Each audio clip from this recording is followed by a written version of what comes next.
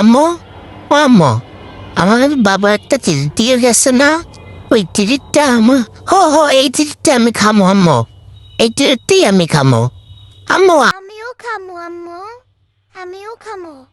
ওরে একলা তুমি খাওয়াবা না আম্মু। আম্মু অনেক মজা আম্মু। আর বাবা যে কি মজা দিয়ে গেছে। আম্মু আমার একটু খাইতে দাও আম্মু।